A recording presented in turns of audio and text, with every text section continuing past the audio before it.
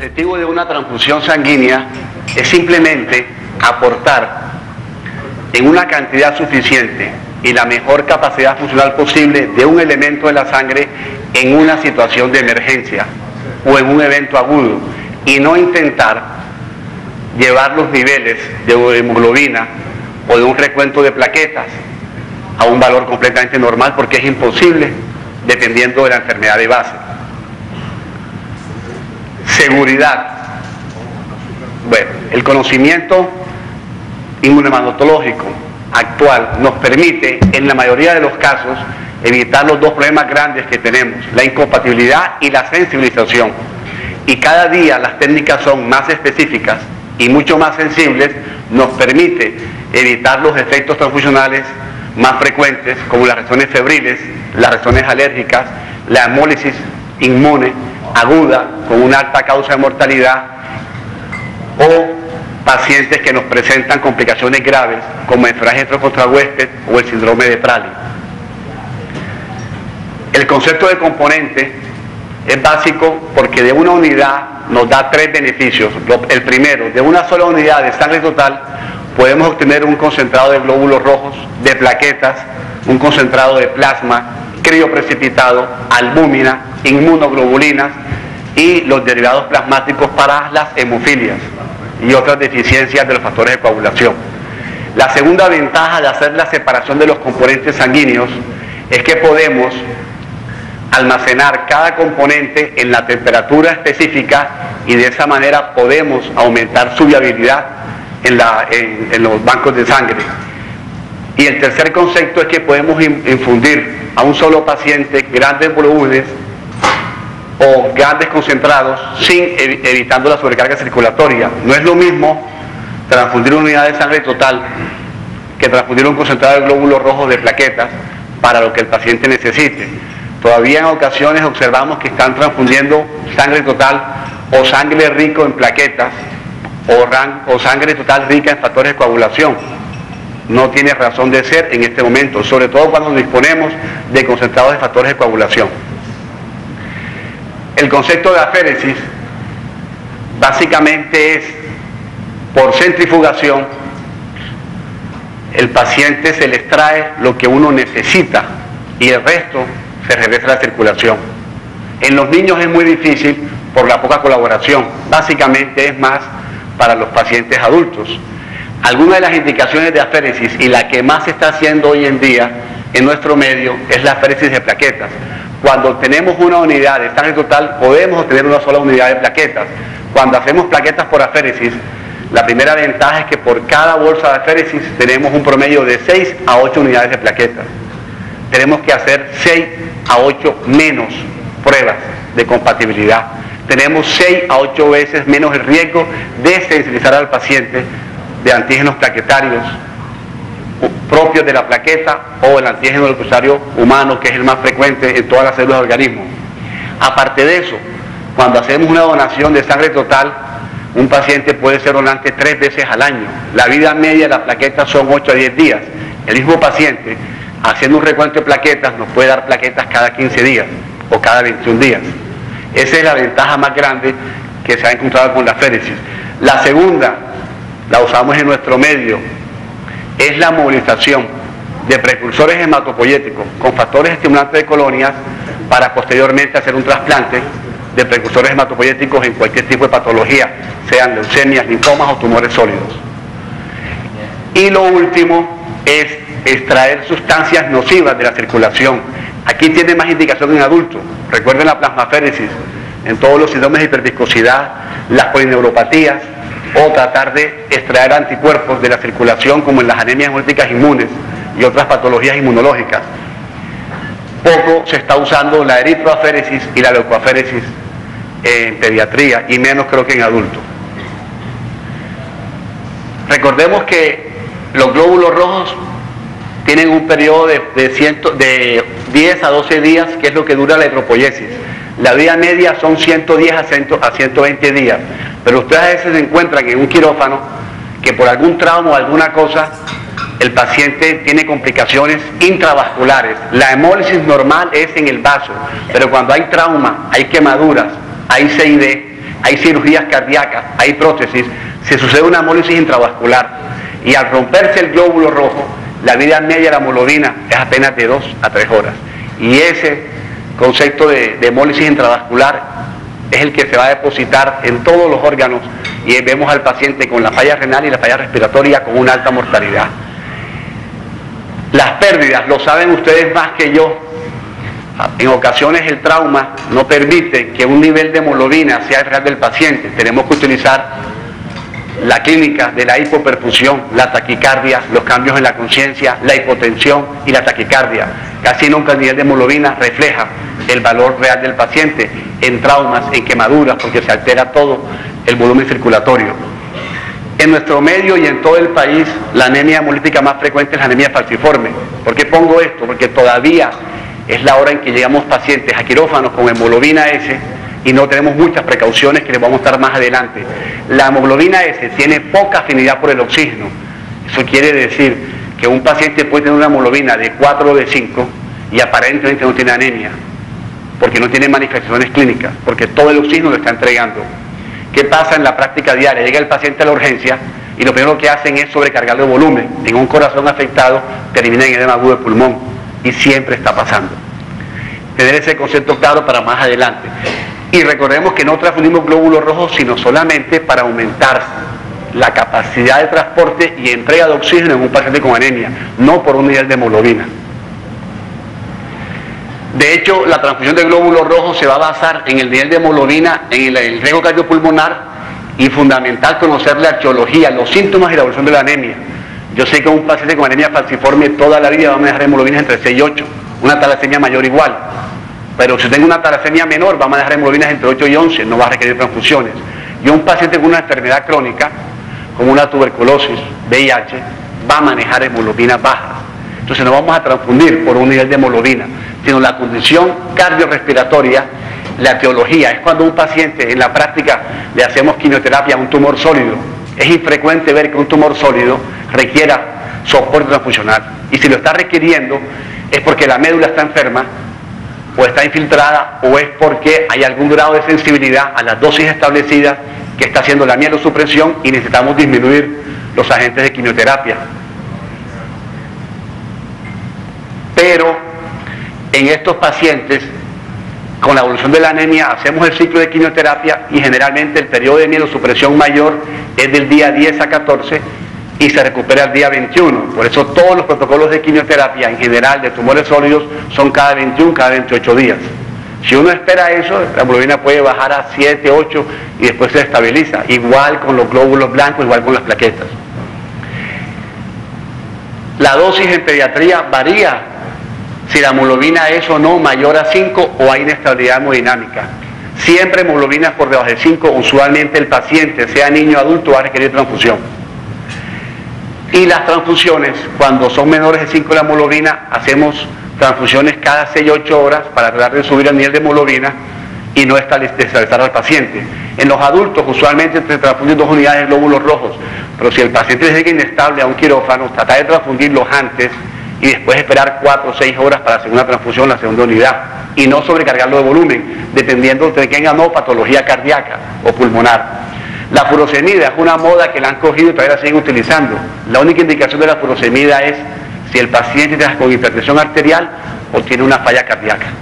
Pero ese cuento de que a la mitad de la transfusión y que al terminar la transfusión casi no tiene ninguna indicación. La duración no debe ser más de 1 a 2 horas y nombro los componentes del glóbulo rojo por los efectos de la transfusión.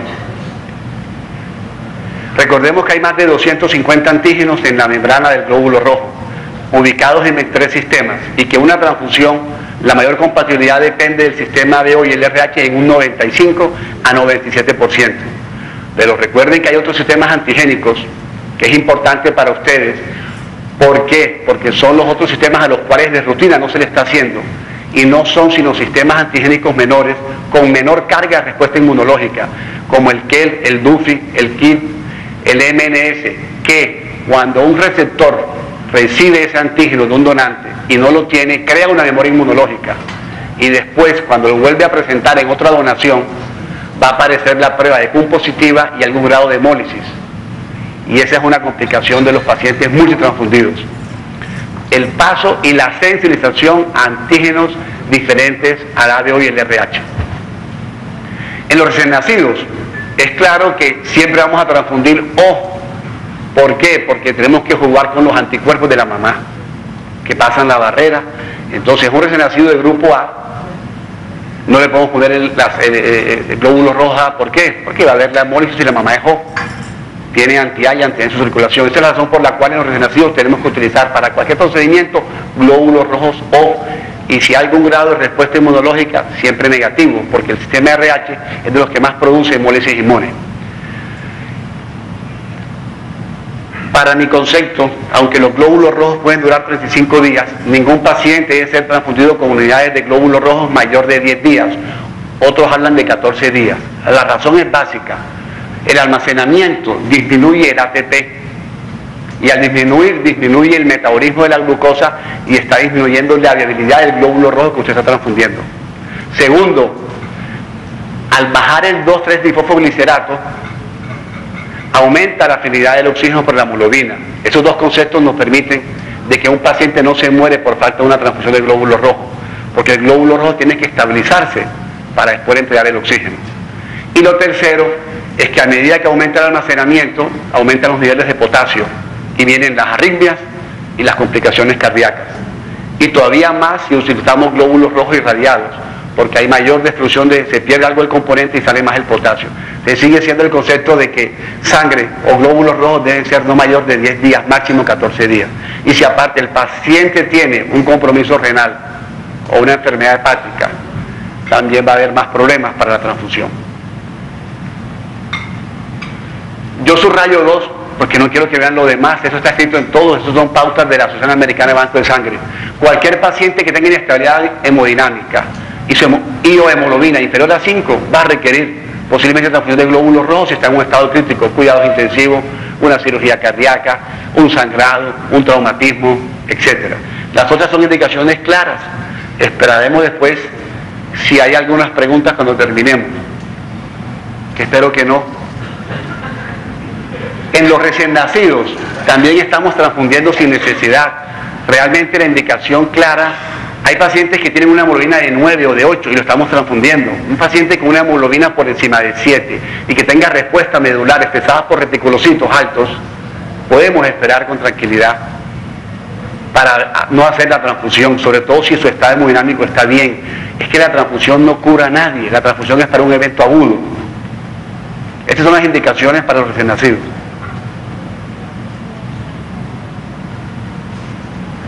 Bueno, vamos a este concepto que si quiero que quede claro. ¿Por qué nosotros leucorreducimos? Hay un cuento cuando uno pide una unidad de glóbulo rojo leucorreducida, y que con filtros desleucocitados, leucofiltrados. El concepto es uno solo, es disminuir el número de leucocitos en la unidad que se va a transfundir. Es uno solo. Lo que pasa es que por el sistema de salud dicen desleucocitados y con filtros y están cobrando doble. En todas las partes del país, no es aquí solamente. El concepto es la leucorreducción solamente. ¿Para qué sirve? Para disminuir el paso de esos leucocitos que nos van a disminuir el riesgo de la transmisión de citomegalovirus, de la aloinmunización a los antígenos HLA que están en casi en todas las células del organismo, igual están en los glóbulos rojos en las plaquetas, y para disminuir el riesgo de las reacciones febriles. Son los tres conceptos por los cuales leucorreducimos los componentes sanguíneos. Las formas se usaban desde el lavado, que no remueve más del 25%, hasta lo que estamos haciendo hoy en día, que son los filtros, que remueven hasta el 99%. Hay que hablar de un concepto claro para ustedes que están en cirugías cuando son complejas. Hay tres clases de filtro. El estándar, que es de 170 micras, solamente evita el paso de coágulos grandes y detritus. Hay otro filtro que es el de, y nunca derivamos eso, hay otro filtro que es el de microagregados, que barre algo de leucocitos y plaquetas, pero evita el paso de microémbolos de fibrina que se pueden formar en las unidades de sangre. Y eso les complica a ustedes con un síndrome de insuficiencia respiratoria en quirófano o complicaciones en cirugías cardiovasculares. Y estamos pensando una gran cantidad de cosas y no sabemos qué tipo de filtro utilizamos. para evitar esas complicaciones en cirugías cardíacas y síndromes respiratorios. Yo seguro que casi ninguno nos averiguamos qué tipo de filtro utiliza el banco de sangre. Y si no usa un filtro adecuado, es malo esa calidad del banco de sangre. Y el tercer filtro, que es el que se debe utilizar y se dispone en nuestro medio, es el de microfibras, que le barre el 99% de los leucocitos. Se está evitando todas las tres cosas que les decía, aparte de las complicaciones en cirugías cardíacas o pacientes graves. Hay otro concepto que es claro: todo es un negocio, yo lo hablo claro, he pasado mucho tiempo en esto. Los filtros hay que usarlos en el momento que se recolecta antes de almacenar la sangre, no en el momento de hacer la transfusión en la cama del paciente, porque la liberación de las citoquinas durante el almacenamiento le va a causar las reacciones febriles y le puede pasar algunos agentes infecciosos. Entonces hay que hacer la leucorreducción en el momento que se recoge la muestra, la sangre en la unidad, la bolsa de sangre, y antes de almacenarla. Son conceptos claros que no estamos utilizando, solamente nos vamos por los lados. Siempre que transfundimos glóbulos rojos leucorreducidos, se puede perder hasta un 5 o 10% el concentrado de glóbulos rojos. Otro concepto claro: ¿para qué se irradia y para qué se lavan?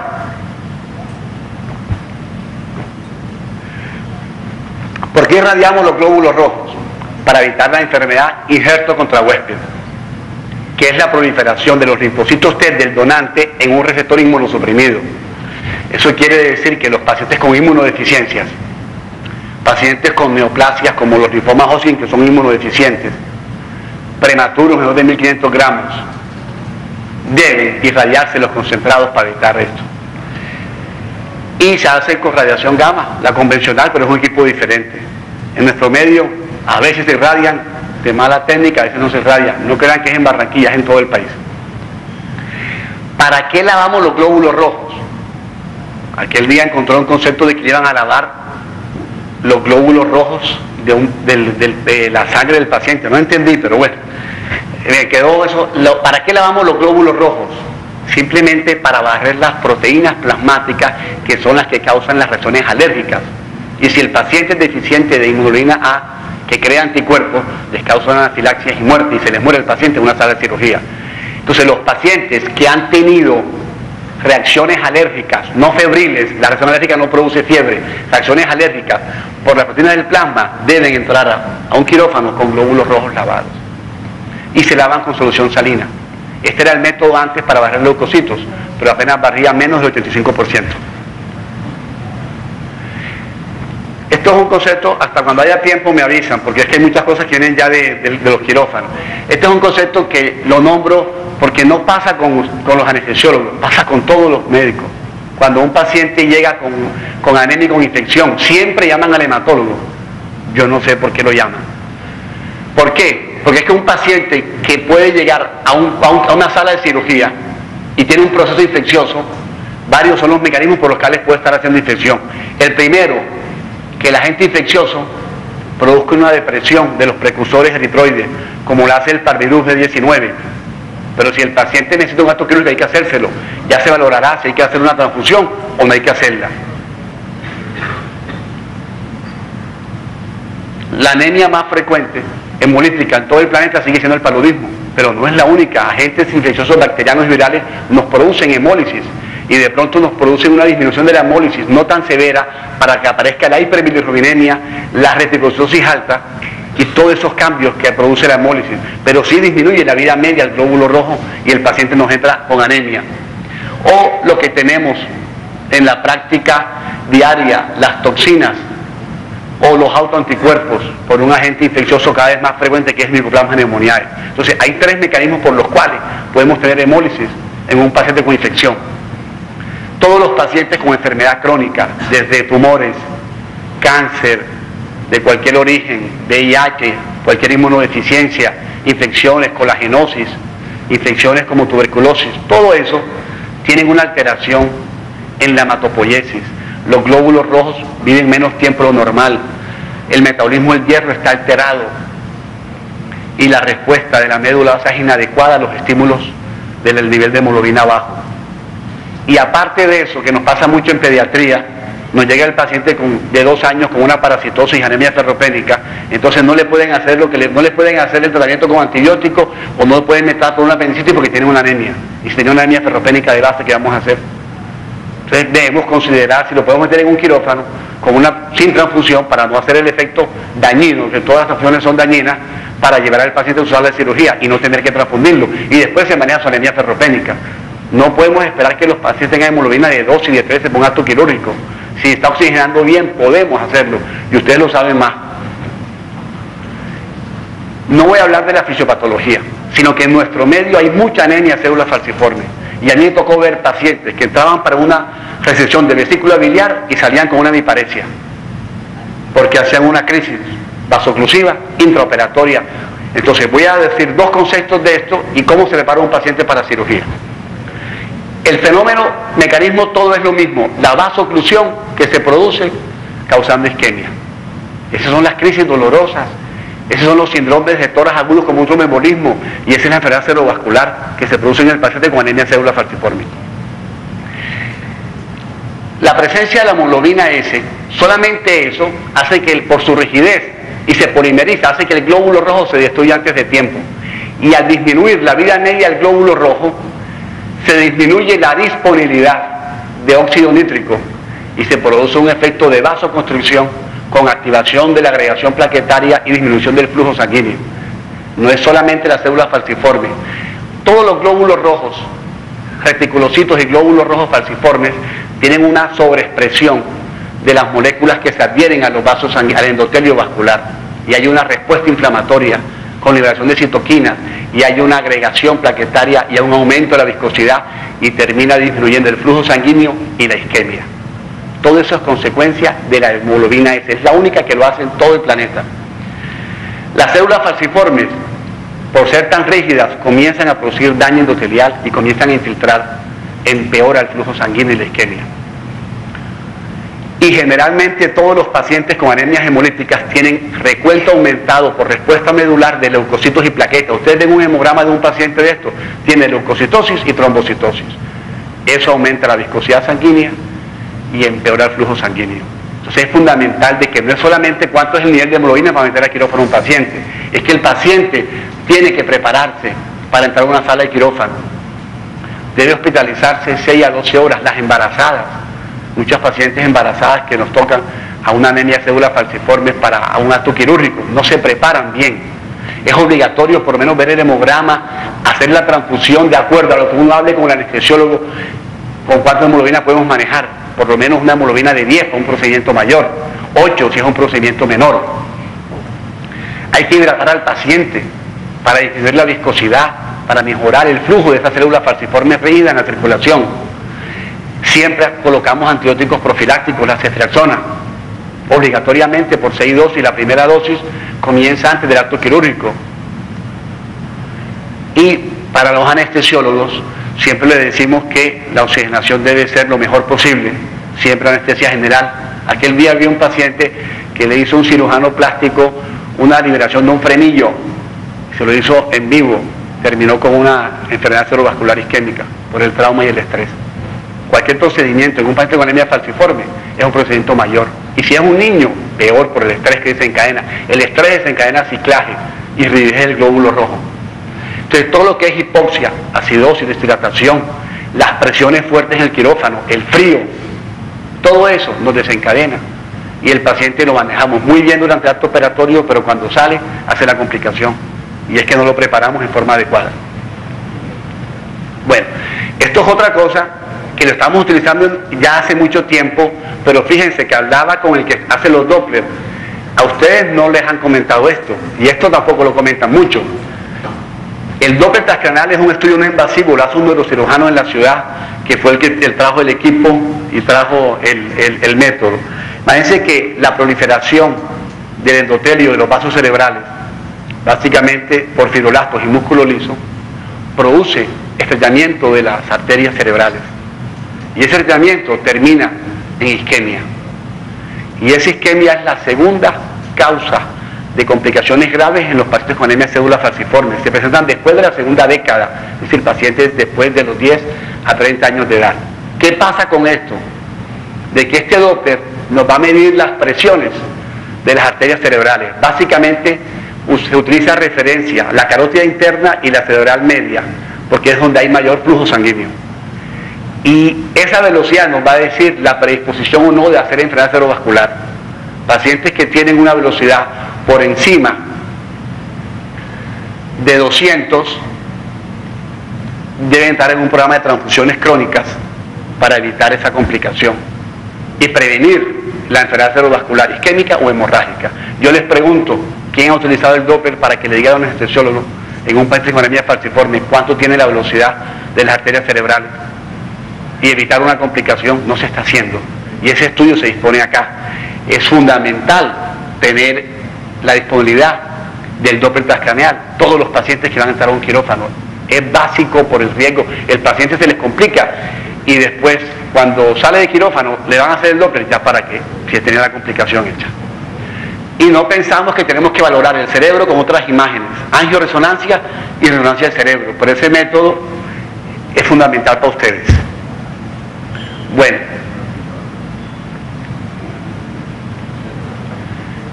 en forma rápida, recordemos que la tromboboyesis dura 5 días nada más. La vida media son 8 a 10 días y siempre estamos valorando el paciente que va a entrar al quirófano con el número de plaquetas y nunca con el tiempo de sangría o agregación plaquetaria. Y todos los antiinflamatorios no esteroideos de ASA y otros en adelante nos pueden producir una alteración de la función plaquetaria.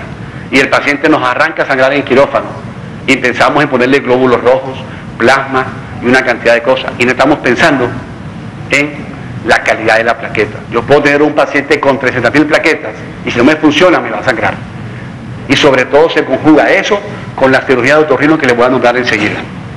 La indicación, trombocitopenia o trombocitopatía con sangrado. Recordemos que las plaquetas comparten el sistema BO, pero la respuesta inmunológica es mínima comparado con la carga que hay a nivel de los glóbulos rojos. Tienen el sistema HLA y los antígenos plaquetarios humanos. Esos antígenos plaquetarios humanos son propios de la plaqueta, como los que tienen los glóbulos rojos, pero no tienen el sistema RH. Podemos en un momento de urgencia utilizar plaquetas ADO no compatibles, porque no estamos haciendo en ningún banco de sangre de rutina ni el HLA ni los antígenos plaquetarios humanos. Hay que hacer los estudios de referencia y casi que en Colombia se está haciendo. Por eso es muy común la refractariedad plaquetaria, porque se pasan los antígenos plaquetarios humanos propios y los leucocitarios y el paciente crea anticuerpos para futuras reacciones. Por eso se presenta después de la tercera transfusión de plaquetas en forma seguida. Y tenemos muchos pacientes que reciben transfusiones crónicas de plaquetas, sobre todo en la etapa inicial de los tratamientos de leucemia y linfoma. Y aunque no tengan las plaquetas del sistema RH, recordemos que en cualquier unidad de plaquetas se pasan algunos eritrocitos. Y si pasamos glóbulos rojos, RH positivos, en un receptor negativo, vamos a crear sensibilización para una futura transfusión, como un embarazo o una hemólisis posterior al transfundir otra vez los glóbulos rojos de ese paciente, y que vamos a crear una respuesta inmunológica, como lo que hacen en compatibilidad de RH, que es la misma historia. Aquí hay otro punto, que cuando le reducimos plaquetas, no se pierde el 5, el 10, se pierde el 20 al 25. Por eso si luego tengo que poner a un paciente 3 unidades, ya tengo que ir pensando que son 4, porque voy a perder bastante el concentrador de plaquetas, porque son los elementos de la sangre más lábiles para su destrucción. Esperamos un 30, cuando transfundimos en el nivel adecuado suban las plaquetas 30.000. Ahora les digo la dosis. Resulta que nos encontramos con los factores inmunes y no inmunes. Como un paciente con una púrpura trombocitopénica idiopática, mal llamada, que es inmunológica, en una situación de emergencia, es la única indicación de transfundir, me va a subir las plaquetas como yo quiera, imposible. O en pacientes que ya son refractarios a las plaquetas, debemos de pensar, de utilizar otras alternativas aparte de las plaquetas, las inmunolinas, los esteroides, y tratar de buscar plaquetas ADO y antígenos HLA y plaquetarios humanos compatibles. Y no pensamos en los no inmunes. Si tiene un paciente sangrando, las plaquetas van a hacer la adherencia a la agregación plaquetaria. Tenemos un paciente con un hiperestremismo o una esplenomegalia, ahí se van a perder las plaquetas. Tenemos un paciente con una CID, se van a consumir las plaquetas. Tenemos un paciente con una quemadura, se están destruyendo por el mismo efecto de la quemadura térmico. Entonces a veces no esperamos el recuento esperado, pero hay que ver cuáles son los mecanismos inmunes y no inmunes de ese receptor. Porque siempre le damos la culpa al banco de sangre.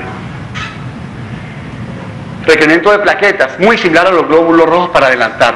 La dosis en niños es una unidad por cada 10 kilos de peso, sin pasar de 6. Pero si es un estado crítico, podemos hacer una transfusión de una unidad por cada 5 kilos de peso. En los adultos ya se están utilizando de rutina las aféresis.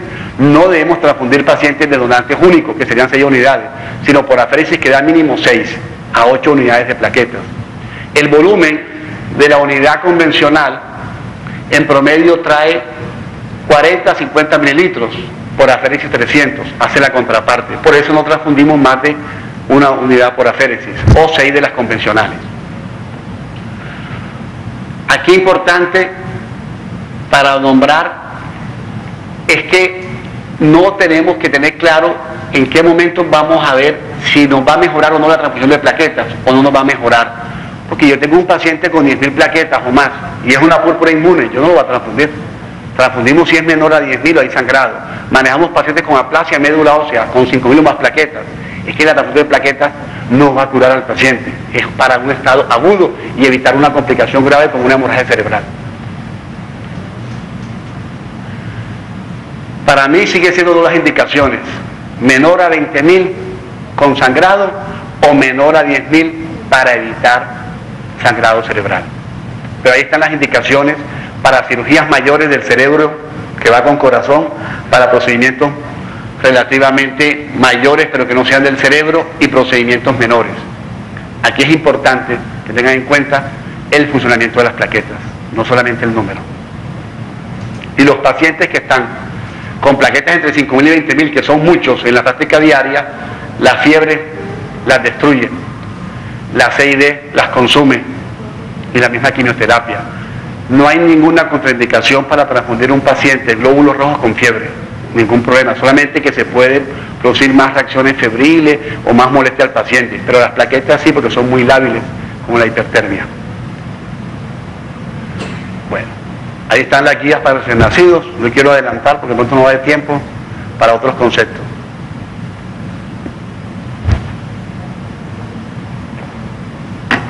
Recuerden que este es un concepto y lo voy a nombrar con cosas claras. La síntesis en el hígado. No podemos pensar. La vida media de los factores de coagulación son tan cortos como 4 horas, y el máximo que vive 5 a 7 días. No vive más tiempo. Y es fundamental eso para el aporte del concentrado. Recordemos que la vía extrínseca depende del tiempo de protrombina y depende exclusivamente del factor 7. Nada más. Que vive 4 a 6 horas. Por eso, en la enfermedad hepática temprana se altera solo el TP. En el déficit de vitamina K se altera solo el factor 7 inicialmente. Pero si es severo el proceso, van a estar las dos vías prolongadas que les voy a mostrar enseguida. La vía intrínseca, factores de contacto, y allá están los factores 8, 9 y 11, que son las hemofilias. Vía común, están los anteriores más el fibrinógeno, protrombina, que es el 1, 2, 5 y 10. Esto hay que tenerlo en cuenta cuando vamos a enfocar a un paciente con un TP o un TP prolongado. El valor normal, ¿por qué lo coloco ahí? Porque es que es una consulta diaria. Creo que las consultas más frecuentes es que el paciente tiene el TP prolongado y el TP prolongado. El paciente tiene un TP, o es normal, cuando es hasta 3 segundos el del control diario, y el CTP hasta 5 segundos. TP hasta 3 segundos y CTP hasta 5 segundos, es completamente normal y no hay ningún riesgo de sangrado. Y según las pautas de la Asociación Americana de Banco de Sangre y en todas partes, tenemos claro que un paciente puede tener menor de 1.5 veces del control del TP al TTP y no hay sangrado en quirófano, si no tiene otra cosa asociada. Menor de 1.5 veces en relación al TP control o al TTP y no hay sangrado. ¿Por qué pongo abajo las enzimas hepáticas y las plaquetas? Porque siempre que llaman a evaluar a un paciente para una prueba de coagulación prolongada, recordemos que el hígado produce los factores de coagulación y tenemos de pronto una enfermedad hepática y no hemos dado cuenta. Y las plaquetas, porque siempre que hay trombocitopenia con TP y TP prolongado, debemos pensar en una CID. Sea cualquiera la causa, la cirugía cardíaca hoy en día y el trauma son las principales causas de CID en una sala de cuidados intensivos. y la segunda la infección. Ahí están las dos casi que al mismo nivel, de acuerdo al lugar donde se estén atendiendo los tipos de pacientes. Esto no es sino que lo vean simplemente de las alteraciones de cada prueba de coagulación que debemos pensar. ¿Sí? Cuando se prolonga uno y no el otro. Y esto es algo importante, el anticoagulante lúpico. Ya se lo voy a mostrar, porque es que el anticoagulante lúpico, mal llamado anticoagulante lúpico, simplemente son anticuerpos que se crean, que bloquean las pruebas dependientes de calcio, como el TTP, y se prolonga, pero su efecto es la trombosis, no el sangrado como el antifosfolípido. Ya les voy a mostrar eso. ¿Qué indicaciones de plasma? Básicamente, cuando yo tengo una deficiencia de un factor de la coagulación en un paciente que esté sangrando, que va a cirugía y que no tenga disponibilidad de un concentrado, básicamente. Hay otras, si no podemos revertir el efecto de la warfarina con vitamina K o a una cirugía urgente, tenemos que aplicar plasma. En la CID hay que tener mucho cuidado, porque en la CID en la etapa inicial hay una trombosis. Consumo de factores de coagulación, se están formando microtrombos en la etapa inicial de la CID con pruebas de coagulación normales, y al echar más plasma estamos echando más leña al fuego. Lo que pasa con los síndromes multicurémicos o las púrpuras trombóticas del adulto, que son enfermedades o patologías inmunológicas que empeora el paciente con la transfusión, a menos que sea una prioridad porque va para quirófano y hay que transfundirlo. Las hepatopatías no las vamos a curar con el plasma, vamos a hacer una biopsia o alguna otra cosa. La dosis en los niños 10 a 15 por kilo, en los adultos son 2 bolsas de plasma y el volumen por unidad. Bueno. Almacenamiento. Los componentes del plasma deben ser compatibles con los hematíes del receptor, ese es banco de sangre. No contiene leucocitos, por los cuales ni plaquetas, por los cuales el plasma no debe ni leucorreducirse ni radiarse, porque a veces uno ve órdenes que dicen que transfundir 2 unidades de plasma leucorreducida, que no tiene. Y el fenómeno de la congelación del plasma, sin crioprotectores, todo eso se pierde. Efecto del plasma. El efecto del plasma no es más 6 a 12 horas. A lo sumo 18 horas algunos factores de coagulación. Este es un ejemplo claro. En una ocasión estaba un paciente previo a una biopsia. Tenía las pruebas prolongadas. Y resulta que lo transfundían hoy. Al día siguiente TP prolongado, suspende cirugía. Transfunda plasma. Al día siguiente TP prolongado, transfunda plasma. Al día siguiente control. Duró 5 días en ese cuento. ¿Por qué? Porque no sabían la vida media de los factores. ¿Qué hacemos en la práctica? Transfundamos plasma, terminamos la transfusión 1 hora antes del acto quirúrgico, para que tenga el aporte, y tener el plasma disponible para intra o postoperatorio, pero no transfundirlo. El factor 7 vive 4 a 6 horas, el factor 8 vive 8 a 12 horas, el 9, 18 horas. Entonces tenemos que tener ese cuidado para la transfusión del plasma. Bueno, y no está indicado en lo que ustedes ven, ni como expansor de volumen, ni como aporte de anticuerpos, ni soporte nutricional, ni aporte de albúmina, ni tampoco profiláctico en transfusión masiva. Porque todos sabemos que después de una transfusión masiva de 24 horas hay hemodilución con trombocitopenia y alteración en la coagulación. Pero si el paciente no está sangrando, su mecanismo está compensando. Si arranca a sangrar es cuando tenemos que hacerla. Ya no se usa profiláctico, algunos centros lo utilizan todavía. Bueno, esto es algo que lo puse también porque es una consulta que consultan uno mucho cuando un paciente va a quirófano. Tenemos un paciente que tiene todo normal, plaquetas normales, TP y TP normal, pero está sangrando con un acto quirúrgico. La primera causa, equivocación del laboratorio. Y pasa con alguna frecuencia. Y la segunda, por eso hay que repetirlo otra vez. Y la segunda causa, que es que los factores de coagulación, el nivel normal es del 50 al 150. Los procesos para sangrado son severos, menos del 1%, moderados del 1 al 5 y leves del 5 al 20, 30. El paciente puede tener un 30% del factor y haciendo una prueba normal y tiene una deficiencia normal, tiene una hemostasia relativamente normal. Pero cuando viene el trauma quirúrgico, ahí sí arranca a sangrar, porque la manifestación de un defecto de coagulación es la prueba clara, es el trauma quirúrgico. Ahí sí sangra cualquier paciente si tiene deficiencia leve, moderada o severa. Entonces, ojo con eso. Entran los pacientes con todo normal. Se equivoca aquel día, lo digo porque Me llamaron a las 2 de la mañana, un paciente que había tenido una bronquiolitis, hizo un pseudoaneurisma de arteria humeral, cirugía vascular lo metió para el pseudoaneurisma, con pruebas normales. Entró a quirófano y arrancó a sangrar. El sangrado era una hemofilia que hoy en día está en tratamiento. Tenía una hemofilia leve. Entonces, ojo con esas pruebas normales y que el paciente está sangrando para un aporte de una situación de emergencia. Cirugía, sangrado, plaquetas, TP y TP normal. No estamos valorando el tiempo de sangría ni la regresión plaquetaria. Y el paciente les arranca a sangrar y no sabemos por qué está sangrando.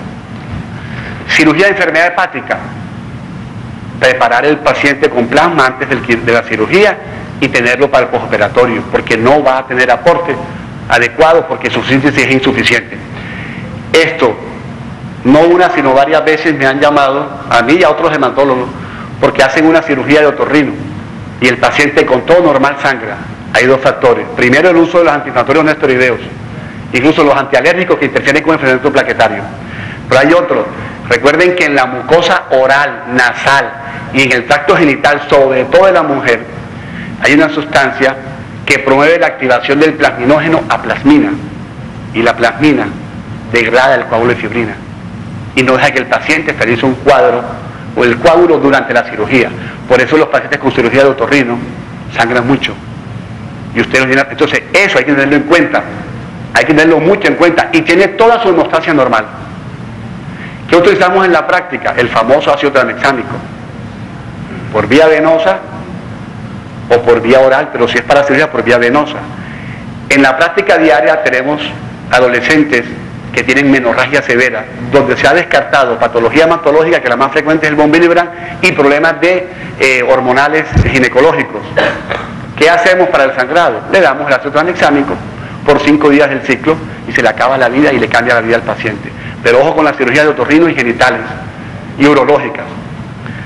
Y esto es el paciente que entra con un TP prolongado. Lo recuerdo porque una vez llegó un paciente de una entidad remitido de Bogotá. Hay muchas historias, pero esta me suena porque el paciente tenía un TPP prolongado y no tenía sangrado. Y se le hicieron todos los estudios y todos los factores eran negativos, eran normales. Y el papá me decía que porque era de comida prepagada, que a mí me importa un carajo, tenía que darle el aporte del plasma porque el hematólogo de Bogotá había dicho esto. Yo digo, hematólogo, que se lo mande, yo no lo puedo mandar. Terminó con un síndrome tifosfolípido. ¿Está claro? Entonces el paciente que les entra con TTP prolongado y que nunca ha sangrado, ojo con un antifosfolípido y trombosis, y de pronto en el acto quirúrgico con la anestesia se va a complicar más. Y como la gente de la calle, yo no digo, porque yo con la anestesia me voy muy bien, le quieren echar la culpa siempre al anestesiólogo. Y el paciente tiene una patología baja que nadie descubrió. Yo soy amigo de ustedes. Bueno, miren esto que en la práctica se ve. Hay inhibidores de la coagulación. La heparina, el anticoagulante lúpico y los anticuerpos contra factores específicos de la coagulación. Miren lo que hacemos en la práctica diaria, porque a veces es urgente. No, que tenemos este paciente que está complicado, no mejora las pruebas. Miren lo que hacemos. Cogemos el plasma del paciente con un plasma normal, a 2, 4, 6 diluciones. Si esa prueba, después que yo la haga con el plasma normal, me corrige, es porque tengo la deficiencia de un factor. Puede ser que tenga una enfermedad hepática, o puede ser que tenga una hemofilia, otra deficiencia. Pero si yo al colocarle plasma normal a 2, a 4, a 6, a 8 diluciones, las pruebas siguen prolongadas, es porque tengo un anticoagulante circulante. Y pueden ser los de arriba, el inhibidor, que puede ser la heparina, el antifosfolípido, o los pacientes con hemofilia que crean anticuerpos. Hay otra cosa para ustedes importante: las mujeres embarazadas o los pospartos adquieren, no es hemofilia adquirida, sino que crean anticuerpos contra factores de coagulación y les comienzan a sangrar y no sabemos por qué, y tienen las pruebas prolongadas. Es por una enfermedad de base, generalmente inmunológica, o una neoplasia, la que crea anticuerpos, y los actos quirúrgicos se complican en esos pacientes con sangrado. Y no es una hemofilia, es enfermedad autoinmune. Yo recordaba ayer, preparando esto, que no puedo nombrar todos los casos, que presentaron un paciente con una hemofilia B, deficiencia del factor 9, sangrando por vía digestiva, y por casualidad me llamaron para preparar al paciente por una endoscopia, pero nunca dejó de sangrar. La verdad es que yo llevo 20 años en este cuento y no veo sangrados en hemofilia por vía digestiva, es raro. Entonces me llamó la atención y fue una interconsulta, y después que hicieron la endoscopia, y no, tenía como 6 meses dándole factor 9, le pedimos otros factores de coagulación y anticuerpos contra otros factores de coagulación. ¿Qué tenía? Un antifosfolípido, está en manejo por reumatología. Esto para que lo vean, para pasar a la siguiente. ¿Cómo diferenciamos con exámenes sencillos como el TP de plaquetas y los productos de degradación de fibrinógeno y fibrina, la vitamina K, la enfermedad hepática, la 6D y la hemofilia? Donde la hemofilia nada más se prolonga el TTP. Donde en la 6D se prolongan todos, donde aumentan los productos de degradación, baja el fibrinógeno y hay trombocitopenia. En la enfermedad hepática está todo alterado, porque la cirrosis hepática o la enfermedad hepática grave termina en una 6D también, y hay que saber diferenciar eso con ciertos factores de coagulación. Y en la vitamina K, que es muy común, aquel día iba a entrar un paciente a un quirófano y me llama el cirujano que porque tenía una colostomía y el paciente tenía TP y TP prolongado, que cuál era la causa. La causa era sencilla, la vitamina K solamente entra por vía oral y la síntesis en el colon. Si tienes el colon interrumpido, ¿cómo va a haber síntesis? Se le colocó vitamina K, 3 dosis y entró a quirófano sin ninguna transfusión de nada. Bueno, el crío precipitado cada día pasó ya a la historia, pero no crean, porque en nuestro país no tenemos los concentrados de fibrinógeno. El crío tiene factor 8 que no lo usamos, porque tenemos el concentrado del factor 8. El crío precipitado tiene factor de bombilibra, ya tenemos concentrados de bombilibra. El crío precipitado tiene factor 13, no disponemos, en ninguna parte del mundo existe el factor 13 en concentrado. Y tiene fibrinógeno, son las indicaciones para aportar crío precipitado. Entonces, ustedes tienen un paciente que tiene hipofibrinogenia o complicado en cirugía, que consume coagulación, el crioprecipitado aporta fibrinógeno, que es lo que va a estabilizar el coágulo de fibrina al final, cuando se estabiliza. No tenemos en ninguna parte de Colombia ni concentrados de fibrinógeno, que es el factor 1, ni el factor 13. Por eso ahí está el crioprecipitado. Bueno, esto no, pronto no, y si no terminamos. Bueno, son 2 cositas de efectos transfusionales, 2 cosas nada más. La primera, casi nunca valoramos el riesgo, sino el beneficio, que generalmente lo vemos en forma inmediata, porque le subimos la hemoglobina o le subimos las plaquetas, estamos viendo qué es lo que pasa después. Recuerden que hay efectos adversos agudos que se presentan en las primeras 24 horas de terminar la transfusión, y los tardíos que van generalmente del 4º al 14º día, la mayoría. Y el tercer efecto son la transmisión de infecciones, que va a depender solo del donante y de la calidad del banco de sangre. Porque yo he tenido pacientes que se han curado. Un niño se curó de un rhabdomyosarcoma, me acuerdo, en órbita, que era inoperable, y quedó con una hepatitis C. La otra niña se curó de un tumor germinal y adquirió un VIH por la transfusión. Entonces yo me pregunto, ¿dónde están la calidad de los bancos de sangre? No sé. Y no, para nombrar 2 casos. Las agudas, tardías y transmisión de enfermedades. Recuerden que las reacciones agudas más frecuentes son las reacciones febriles por las citoquinas, que van los leucocitos, alérgicas por las proteínas, la sensibilización a los sistemas antigénicos menores o mayores del grupo sanguíneo, la incompatibilidad BO, el famoso TRALI, que al año me toca ver 1 o 2, y la contaminación bacteriana. Esas son las reacciones agudas más frecuentes que hay. Las primeras no hay problema, son las más frecuentes afortunadamente, pero lo que es la incompatibilidad BO, el TRALI y la contaminación bacteriana están reportadas por la FDA como causas de mortalidad, las principales causas de mortalidad: la hemólisis inmune, el TRALI y la contaminación bacteriana. Entonces, a veces nos llama la atención que el paciente hace fiebre y quitamos la bolsa de sangre o suspendemos un procedimiento, o a veces hace una alergia y entonces no se puede hacer nada. No son causas de mortalidad ni la reacción febril ni la reacción alérgica. ¿Qué hacemos ante una transfusión? Eso, pero yo hablo de la fiebre. ¿Cuáles son las causas de fiebre después que hacemos una transfusión? Primero, ojo, que el paciente puede tener una infección una sepsis, y esa es la causa de la fiebre, o tiene una neoplasia, y esa puede ser la causa de la fiebre. ¿Cuáles son las reacciones que producen fiebre? Las febriles por la citoquina no son graves. La incompatibilidad BO, que es una reacción hemolítica mayor, grave, causa mortalidad.